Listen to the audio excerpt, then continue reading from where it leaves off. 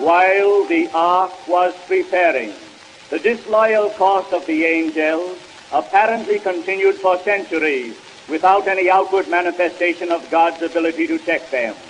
Thus all the holy angels were tested, and all who chose were disobedient in the days of Noah.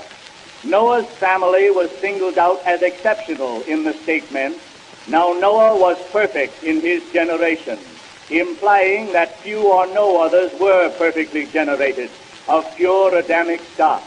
Noah's family, therefore, included all the uncontaminated, only 8 persons. They, by divine command, built the ark, and thus witnessed to the world the divine intention respecting a deluge. Noah's message respecting a divine judgment by a deluge seemed ridiculous. Until the deluge, there was no rain. The last of the great rings which then flooded the earth was of pure water. For centuries it was spread out over the firmament. The whole earth was a great hothouse. There were practically no changes of seasons nor storms, because the great water canopy preserved it in perpetual summer. Of that period we read, "For as yet there was no rain on the earth." Noah, the preacher of righteousness, was mocked and considered a fool because of his faith in God's word, just as others of the Lord's people at various times have been mocked by those who lack faith and are yet mocked.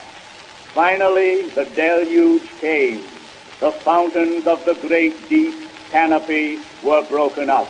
The breaking of the canopy precipitated millions of tons of water at both poles, forming 2 great tidal waves, covering the earth for a great depth, deepening the ocean bed, and throwing up additional mountains. The cradle of the world is supposed to have been in Armenia. Geology tells us that the land of that vicinity was at one time a quiet, settling pond, as evidenced by heavy alluvial deposits. In this vicinity the ark floated, and by divine protection landed on Mount Ararat its precious freight for the world's new stock.